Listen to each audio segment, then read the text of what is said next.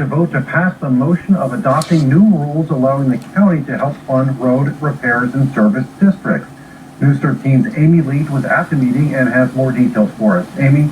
Well, Brady, the Natrona County Commissioners voted to change the rules allowing service district areas to apply for 1-cent funds. But the private road, public road, and county road was the distinction that we had made that you see in your own rules there, and that was the distinction to be a county road. It had to go through the process of being declared a county road and accepted, and just because a developer decides to have a subdivision and create public assets, which they're required to do under the subdivision and zoning rules, doesn't mean that the county has a responsibility to maintain that road. Again, I see that the county roads are in a little bit worse condition when we were there. I don't know that I did a lot when as a commissioner to make it any better. But those dollars are so precious and the needs are so great, it's a little bit curious that you take away, you divert from county roads out to other, basically would be either private or public roads that are dedicated to public but are not county roads, to use those very precious funds to service those more private interests. And so, in 1 cent. And with that, we have a motion and a second. All those in favor, say aye. Aye. Aye. All those opposed, same sign. Aye. Aye. We have a tie, which makes the chairman vote, and the chairman votes aye. Motion carries.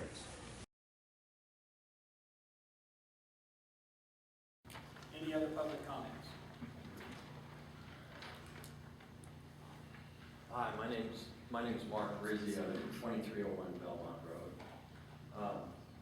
I'm a builder here in Natrona County in Casper, licensed contractor, and I came into a situation where I'm putting up a building and got a letter from Jason Gutierrez and said there were 4 things I needed to take care of, and one of them is put on a Knox box on the outside of the building. And I went and saw him, I talked to him, I talked to Bob Fawcett, and what I was told was it is now county policy to have one on every commercial building. And I said, well, why wasn't I told this? I said, I haven't seen any literature or anything. Well, it's just standard operating procedure now. So I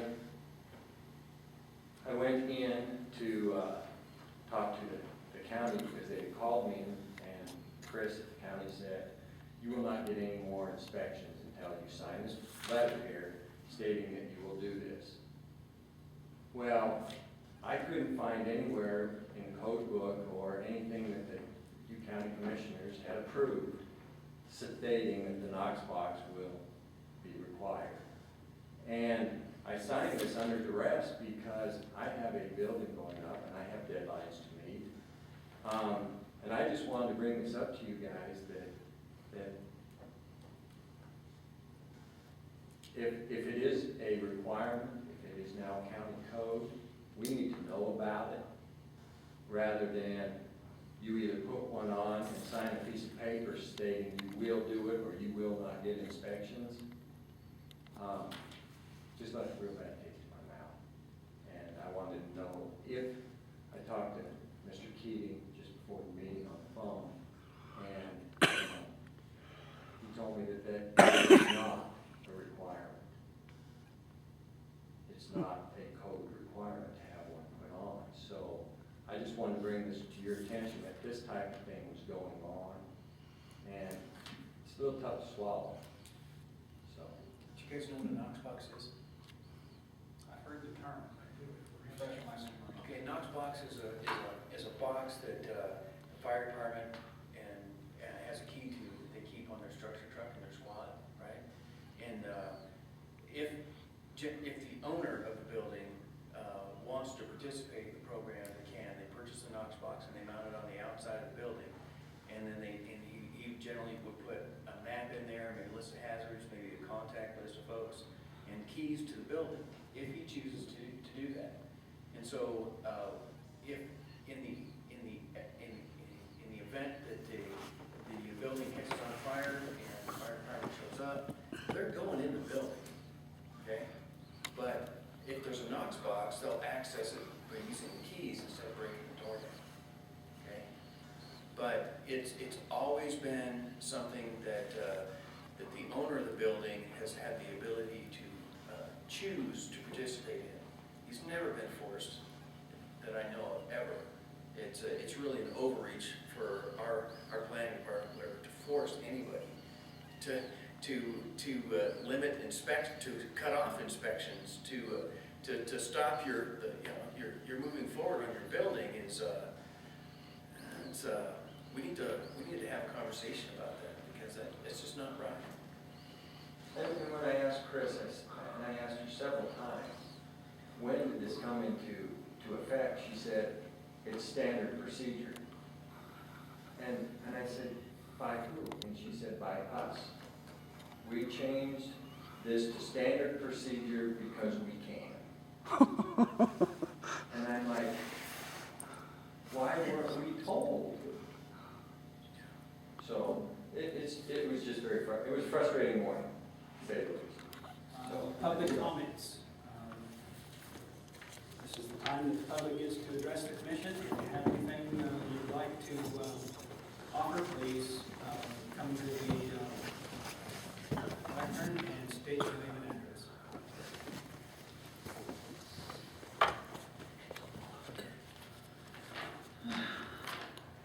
Judy Jones, 335 North 8 Mile, Casper, Wyoming. Good evening, Commissioners, Chairman. I wanted to come here tonight and welcome Mr. Lawson, Mr. Schlager, to the Board of County Commissioners, and congratulate Mr. Hendry for his re-election. I look forward to watching you gentlemen in action. I also want to say I hope you take your oath of office as serious as I take the protection of our constitutional rights and our property rights as a citizen. I know some of you are kind of camera shy. I think you'll get used to it in time. But I think my video is a way to reach even a broader audience of, evidently, people don't get to always come up here because they're still at work or whatever. With my due diligence, many more of the average voter will be able to see and hear and know without a doubt they made the right choices for the new commissioners. I want to also remind the new commissioners that 2015 can be a special year for all of us if the commissioners keep one thing in mind, that you are our representatives, that you hold true to the belief that one man can make a difference. And if you hold true to that belief, then you are doing your jobs. By asking your opinions and asking questions at meetings, executive sessions, and work sessions, you can change the course of how our county commissioners are viewed by the voters and the direction our county will be taking in the future. It's up to you to make your own personal relationships that do not interfere with the rights of the citizens, but please include your good moral standards by which all of us can look to you for real solid answers. This is a balancing act, I know, but if you do the best you can do, I'm sure you're going to do a great job. Okay, now I'm going to pick on you. The first order of business for me tonight is the repeal of the 3-minute rule. I still would like to see that go away. I think an average of about maybe 8 to 10 minutes. As you can see, the room's pretty empty, and I won't stand up here and run on and on about it. I've stated the problems with it. It's got free speech problems with it. It's also got constitutional implications, such as a restriction would not only hinder the ability of the people to be heard, but the ability of this commission to truly understand what someone is trying to say. If they're cut off at 3 minutes and they've got something, people are shy. I'm not shy, we know that. But a lot of people get up there, and when that buzzer goes off, they lose place where they're thinking.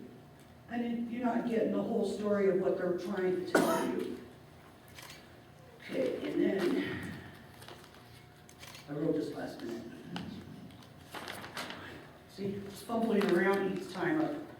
It makes me nervous. See, there it went. I can't even feel pain.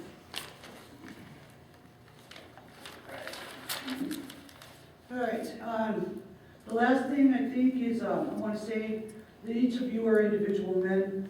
a separate elected official with responsibility to your voters personally. You have the right to use your voice, to vote any way you see fit. You should never be forced to agree to something you're not completely in agreement with. If you don't agree with the chairman, say so and why. You were all elected because of your personal stance on your issues by the voters who voted for you. They voted for your voice, not someone else's. There are 5 of you, and to me that's 5 voices that need to be heard and considered each time at a meeting when it's held. As Bill McDowell, my famous friend, said one time, the chairman's only extra duty is making the agenda and leading the meetings and breaking a tie of votes. Nothing else makes him more special. Each of you have a voice. I would like to see much more of this in the coming year. I would like to also ask that we get our podium back, so people got a place to put their notes, their iPads, and something to write on when they address this commission. We're all adults in this meeting, in this public forum. I've never seen a city council meeting, courtroom, or legislative meeting held where no one had a place to put their papers to address a city body. So drag that podium out of the back room over there and let's show the public pettiness is no longer accepted by this board. Good luck and thank you for your time. And one of the issues occurred with the email from Mrs. I, and I guess the only response I got was from you, and I'm not happy with that. When the public contacts us, they want to hear from us. And it's not just Mrs. I. I volunteered to meet with the folks out there in Alcova concerning the Alcova Bridge. And I was told, no, we want to hear from the chairman, and so we'll call him. And from what I understand, and I could be wrong, they were told, Jamie Harkins and Chad Harkins were told, no, because it's a waste of my time. That's what he said. We serve at the will of the people, and I'm sorry, we need to bring up the professionalism of this office. As far as Mrs. I have responded to emails numerous times in the past, kind of taken a little bit of flack for doing it, but I'm glad that I do it, and I'll continue to do it, because the public deserves that from us. I responded to hers immediately the next day, and guess what? She got the same response that she got after 2 weeks. It's a private business. The only thing we pay them is for prisoner care. Why can't we respond to these folks instead of pawning it off on other people? We serve these guys. I mean, we don't need to hand all this stuff off to other folks. And I would answer that as we're passing it to the person who can best answer the question. And it's not always us. Trusting you. Quite often it's not us. And in the instance of the Wyoming Medical Center that you raised, it's absolutely Wyoming Medical Center. We know very little about their operation other than we do pay them $120,000 for prisoner care. Which could have been just answered that way. And that's how I answered it, was to tell her, look, we pay this much for prisoner care. The rest is up to them. They are a private business. If you have questions as to that, here's the number, here's the person you need to talk to. Because quite honestly, the folks want to hear from a commissioner, just like the gentleman that called about his family and about the construction on Robinson Road. All he wanted to hear, he wanted to know that we heard his complaint. Yep. And I took flack over that because I called him back. because I'm a loose cannon, because I'm going to, I'm trying to run the county on my own. No, I'm not. I'm trying to answer to my constituents. We should strive to do that. Stay out of Washington a and little I take bit. flack over it, and that's fine. You know, if that's what's required, that's what's required. I'll do it. But I mean, we need to be professional. We need to do this stuff. Basic reasons. Obviously, we're in an economic downturn right now. Why we would be considering looking at spending money on privately owned roads rather than taking care of the county roads is just totally beyond me. And as Ms. Jones has stated, I know one of Mr. Henry's goals in this campaign last year that he stated as a goal was to improve and enhance county roads. Mr. Chairman, these are not county roads that we're talking about. They may be public roads, but they're not county roads. There's a difference. And county money should be spent on county roads. I recall just over a year ago when there was a conversation when there was going on about the zoning change out on Salt Creek there, where the residents back in Handy Lane and Donna, or whatever the name of that road, and those roads back in there, asked about getting some help on their roads, and the answer was they're not county roads. They're not county roads. We can't help on that. They're setting a timer on everybody else that comes in, when is polite enough and kind enough to come in and talk to us, and we need to do away with that damn thing. Don't please, seriously, you know, this gentleman that came in from 2026, he came in a long ways to thank us for the job that we're doing, and that damn beeper went off, was interrupting, and it's just a little bit irritating, Mr. Chairman. Let's get rid of it. Commissioner Schlager. And as for myself, I was involved in some of the energy touring in Converse and Campbell counties. We talked to a couple of you guys earlier today, and I got some of the questions answered.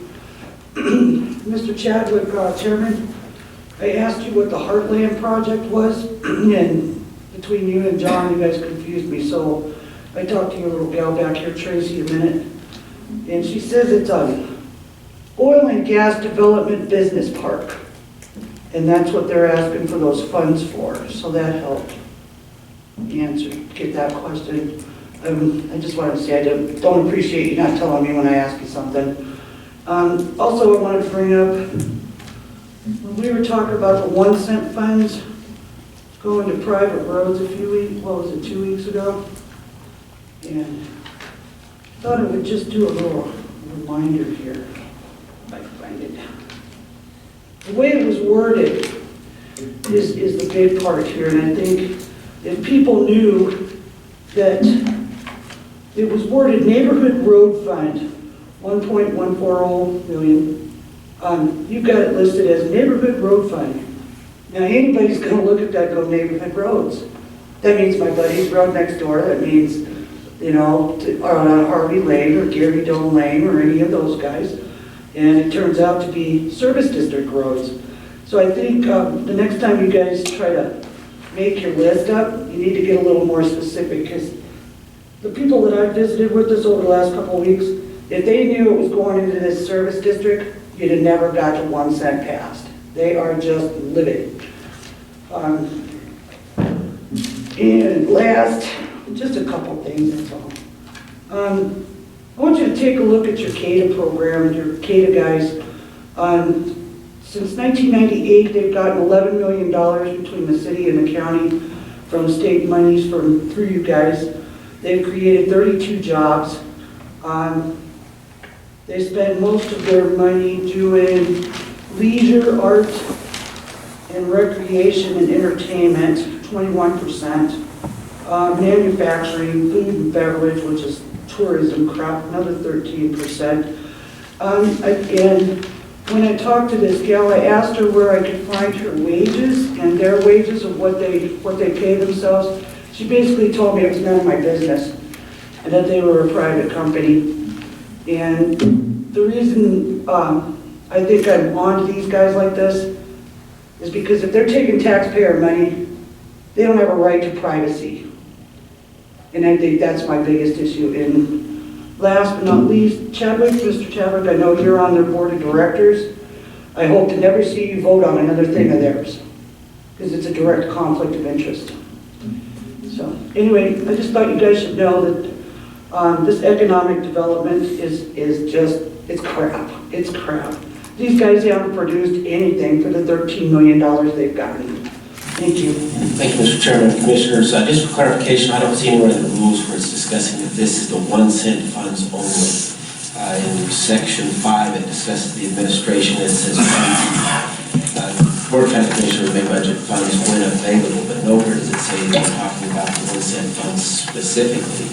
And then secondly, your neighborhood roads comment, Mr. Henry, or Commissioner Henry, I would say there's multiple county designated roads that service neighborhoods that could be considered, that are need maintained at this point, that would be considered doing the work that you discussed for neighborhood roads.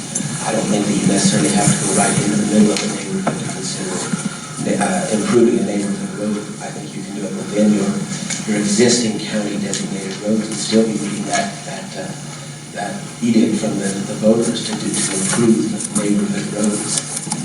So my main question though is, where does it state in these rules that we're simply discussing the 1 cent funds versus the entire county road budget? It does not say that in these rules. That's So right. that's an implied thought that you would use those when funds available in that section would be 1 cent funds. So based on the next election, that if the next commission was sitting here before us, whoever that may be, they could use entire road and bridge funds to fund this, not just 1 cent. Since it's apparent you, the 5 of you, feel it should be just the 1 cent funds. By passing these rules, unless they go back and redraw these rules to specify as 1 cent only, the next board can certainly make it all road and bridge funds go towards this program. Which I don't think is necessarily the edict of the voters for the 1 cent fund. So that's why I think both of these rules are falling short. That goes to my second point of there are plenty of county roads that service neighborhoods that are in need of improvement. So I appreciate you listening to my comments. So, We'll have an amendment to it. okay. And I'm just looking for that plug in Number 3, section 3. or under the, okay, yeah. Some financial support from 1 cent funds if available to improve public roads.